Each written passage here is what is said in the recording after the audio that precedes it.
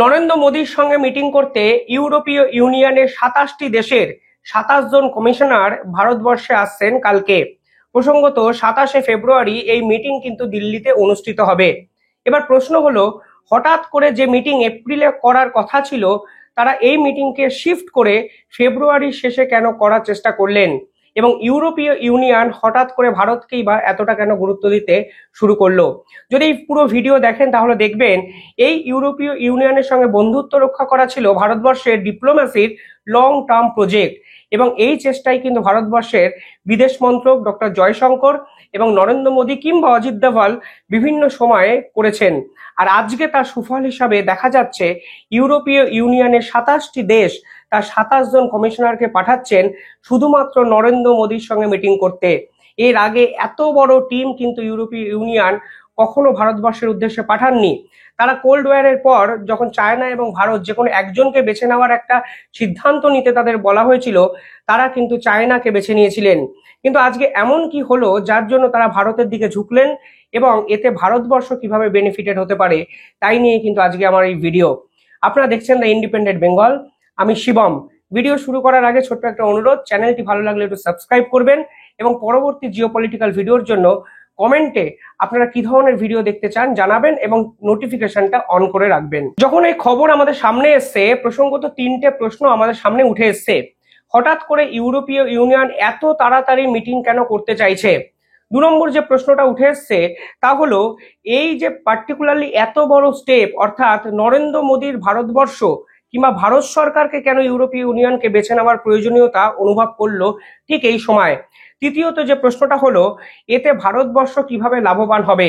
দেখুন, আপনি যদি পুরো পলিটিক্সটা বোঝেন তাহলে দেখবেন ডিপ্লোম্যাসির দুটো গুরুত্বপূর্ণ বিষয় আছে। 1 নম্বর হলো স্পিড, এবং 2 নম্বর বিষয়ে যেটা সকলের গুরুত্ব দেওয়া উচিত তা হলো এই ডিপ্লোম্যাসিটা ঠিক কোন উপায়ে কন্ডাক্ট করা হচ্ছে। স্পিড কেন বললাম? কারণ আপনারা যদি দেখেন, যখন তালিবানের সঙ্গে পাকিস্তানের যুদ্ধ হলো ঠিক এই সময়টা কিন্তু ক্র্যাশ করার চেষ্টা করলো ভারত সরকার। তাই তালিবানের সঙ্গে 1 সপ্তাহের মধ্যে মিটিং কিন্তু ভারত সরকার করলো, এবং প্রয়োজনীয় বিভিন্ন পন্থা, যেমন শোনা যাচ্ছে দিল্লিতেও নাকি তালিবানের একটি অফিস খোলার মতো একটা উদ্যোগ নিয়েছে ভারত সরকারের পক্ষ থেকে, এবং পরবর্তী মিটিংও নাকি কাতারের মতো একটি দেশে হতে পারে। অর্থাৎ স্পিড, অপেক্ষা করো এবং যে সময়ে তোমাকে অ্যাটাক করতে হবে ঠিক সে সময় তুমি ঝাঁপাও। এবং তালিবানই এই সময় সব থেকে বড় উদাহরণ যেখানে ভারত সরকার সব থেকে বেশি অ্যাক্টিভলি অ্যাক্ট করেছে। দ্বিতীয় যে বিষয় সে হলো, আপনি কত ভালো করে এই ডিপ্লোম্যাসিটা কন্ডাক্ট করতে পারছেন, ইন্টারনাল ইস্যুতে কোনো কমেন্ট করছেন কি করছেন না, এবং এক্সটার্নাল ইস্যুতে আপনার বন্ধুত্বপূর্ণ দেশগুলোর সঙ্গে আপনি ঠিক কোন উপায়ে ডিল করতে চাইছেন, তাও কিন্তু একটা ডিপ্লোম্যাসির অত্যন্ত গুরুত্বপূর্ণ পার্ট। এই দুটো এক্সট্রা কথা আমি বললাম কারণ এই ভিডিও যদি আপনারা দেখেন তাহলে বুঝবেন ভারতবর্ষ পার্টিকুলারলি এই ডিপ্লোম্যাসি এবং স্পিডে এখানে অনেকের থেকে মানে এগিয়ে আছে। তার জন্যই হয়তো ইউরোপীয় ইউনিয়নের 27টা দেশ একত্রে ভারতবর্ষকে বিকল্প হিসাবে কিন্তু বেছে নিয়েছে। ইউরোপীয় ইউনিয়ন ভারতবর্ষের সঙ্গে যে বিষয়ে মিটিং করতে চলেছে সেই মিটিংটির আনুষ্ঠানিক নাম হলো ট্রেড অ্যান্ড টেকনোলজি কাউন্সিল। এই পার্টিকুলার সেগমেন্টের মিটিং কিন্তু মার্চের 2023 সালে একবার অনলাইনের মাধ্যমে হয়েছিল। প্রসঙ্গত আরো একটা কথা আপনাদের জানানো দরকার, এই যে টিটিসি অর্থাৎ ট্রেড অ্যান্ড টেকনোলজি কাউন্সিলের মিটিং একমাত্র ইউরোপীয় ইউনিয়ন কিন্তু আমেরিকার সঙ্গে করে, কিন্তু এই প্রথমবারের জন্য তারা আমেরিকার ছত্রছায়া থেকে বেরিয়ে ভারতের সঙ্গে এই মিটিং করতে চাইছে। এবং এই মিটিং এর যদি দিনক্ষণ আপনি দেখেন তাহলে দেখবেন এপ্রিলে এই মিটিংটা কিন্তু শিডিউল ছিল। হঠাৎ করে 27 এবং 28শে ফেব্রুয়ারি নরেন্দ্র মোদীকে চিঠি লিখে তারা এই মিটিং করতে চাওয়ার অনুরোধ করে, এবং ভারত সরকার কিন্তু পার্টিকুলার এই বিষয়টিতে সম্পূর্ণভাবে ঝাঁপিয়ে পড়ে। কারণটা কি? কারণ আপনি যদি দেখেন তাহলে প্রধানত 3টে কারণ কিন্তু আমাদের সামনে আসে।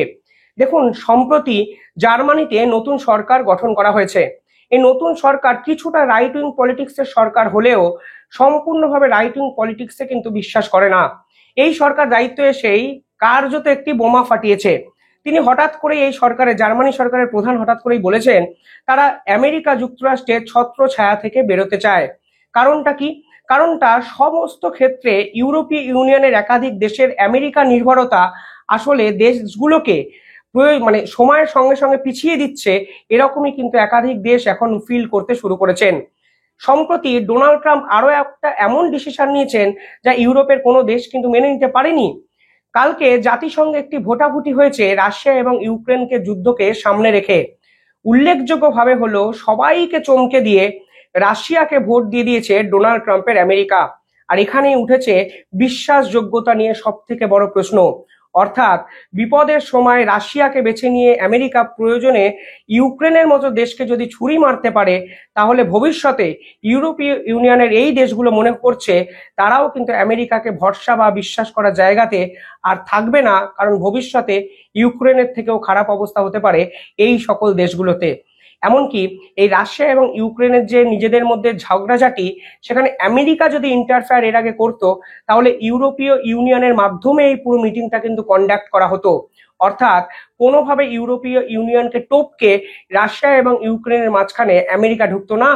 কিন্তু এই প্রথমবারের জন্য দেখা গেছে আমেরিকা সরাসরি বলেছে, আমরা সরাসরি রাশিয়ার সঙ্গে কথা বলে নেব, এই মিটিং কন্ডাক্ট করার জন্য ইউরোপীয় ইউনিয়নের কোনো দেশকে আমার আর প্রয়োজন নেই। ডোনাল্ড ট্রাম্পের এই কথা বলার পর ইউরোপীয় ইউনিয়ন হঠাৎ করে ফিল করতে শুরু করেছে এই আমেরিকা নির্ভরতা হয়তো তাদেরকে কাটাতে হবে, এবং যদি ভবিষ্যতে লং টার্ম কিছু একটা প্ল্যানিং তারা করে, তাহলে নিজেদের মতো একটা শক্তিশালী জোটবদ্ধ একটা কমিউনিটি কিন্তু গড়ে তুলতে হবে। আর এরপরে এই ধরুন রাশিয়া এবং ইউক্রেনে যখন আমেরিকা রাশিয়ার দিকে ঝুঁকে গেছে, ঠিক তখনই ইউক্রেনের এই যুদ্ধে হার নিশ্চিত। এবং এর ফলে যেটা হবে সেটা হলো এই পুতিনের রাশিয়া কিন্তু ইউরোপের একাধিক দেশগুলোকে এবার আক্রমণের কেন্দ্রবিন্দুতে নিয়ে আসবে। আমেরিকা কিন্তু ইউরোপীয় ইউনিয়নের সঙ্গে আর নেই। ফলে রাশিয়ার মতো প্রবল শক্তিধর দেশগুলোকে সামলানোর বা দেশকে সামলানোর মতো ক্ষমতা ইউরোপীয় ইউনিয়নের একার পক্ষে কোনো দেশের পক্ষে একটু কঠিন। এর ফলে আমেরিকা নির্ভরতা থেকে বেরিয়ে তারা এবার কিন্তু আস্তে আস্তে আস্তে আস্তে একটা শক্তিশালী জোট গড়ার দিকে যাচ্ছে। তার জন্য তারা বিকল্প হিসাবে ভারতবর্ষের মতো একটা প্রভাবশালী এবং প্রগতিশীল দেশকে ভরসা করতে চাইছে, তা কিন্তু আজকের দিনের আলোর মতো স্পষ্ট। 2 নম্বর কারণ যেটা আমার ভীষণ মাত্রা মনে হয়, যখন কোল্ড ওয়ার হয়েছিল অর্থাৎ ঠান্ডা লড়াই হয়েছিল, তখন ইউরোপীয় ইউনিয়নের দেশগুলোর কাছে দুটো অপশন ছিল। নয় তাদেরকে চায়নাকে বেছে নিতে হতো, নয় লং টার্ম অ্যাক্টিভিটির জন্য ভারতবর্ষের উপর ডিপেন্ডেন্সি বাড়াতে হতো। কিন্তু চায়নাকে কিন্তু তারা সে সময় বেছে নেয়। পরবর্তীকালে দেখা যায় ইউরোপীয় ইউনিয়নকে নিয়ে গভীর ষড়যন্ত্র করতে শুরু করেন চায়নার প্রেসিডেন্ট শি জিনপিং। আমি একটি নিউজ পেপারে হেডিং দেখাচ্ছি, যেটি বিশ্বের অন্যতম সেরা একটি নিউজ পেপার। তারা একটি হেডিং করেছিলেন কিছুদিন আগে। তারা বলেছিলেন, Xi Jinping's Europe trip boosts China central and eastern Europe. অর্থাৎ এখানেই হলো চায়নার আসল খেলা। ইউরোপের এই যে গোটা যদি ইউরোপ মহাদেশটা দেখেন, তাহলে দুটো ভাগে ভাগ করা যায় ইউরোপ মহাদেশকে। একটি হলো ইস্টার্ন ইউরোপ, একটি হলো ওয়েস্টার্ন ইউরোপ।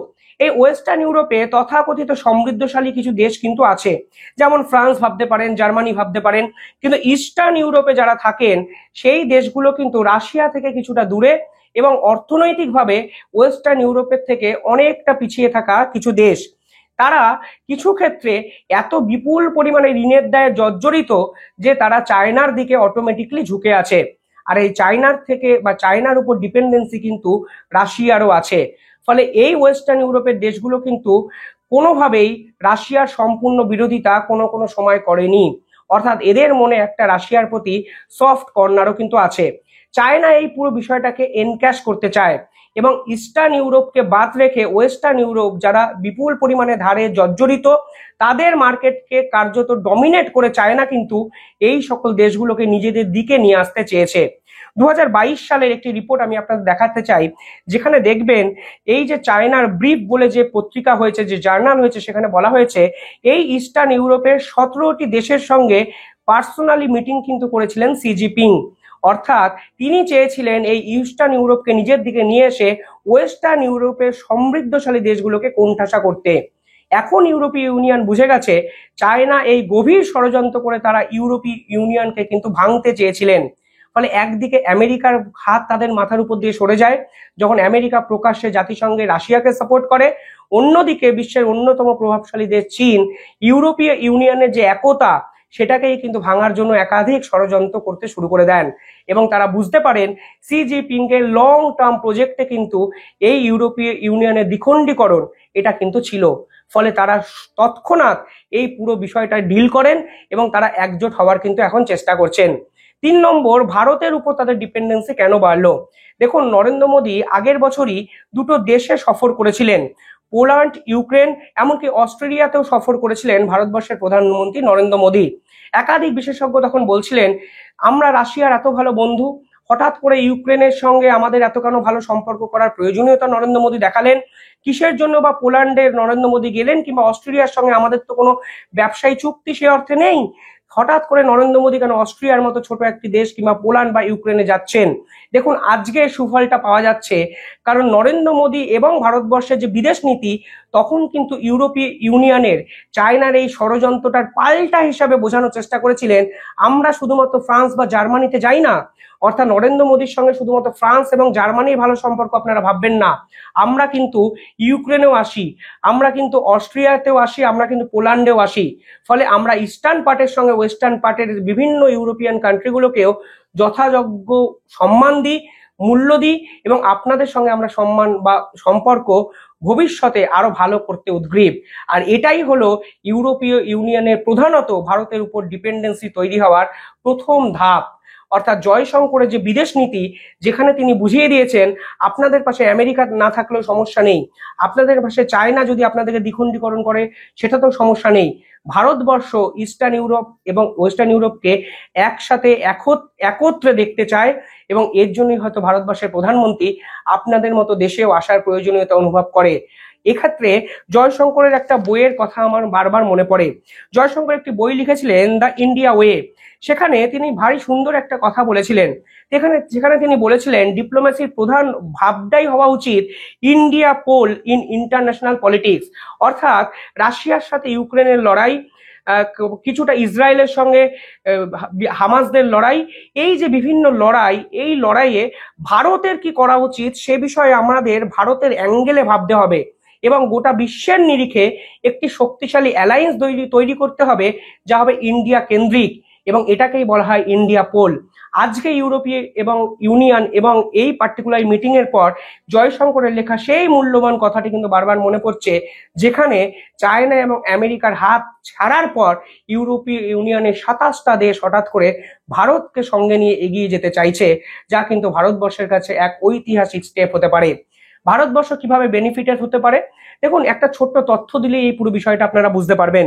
2023 সালে ইউরোপীয় ইউনিয়ন এবং ভারতবর্ষের মধ্যে ব্যবসা হয়েছে 124 ইউরো বিলিয়ন, অর্থাৎ 124 বিলিয়ন ইউরোর কিন্তু ব্যবসা হয়েছে দুই দেশের মধ্যে। আর চায়নার সঙ্গে ইউরোপীয় ইউনিয়নের ব্যবসা কত হয়েছে জানেন?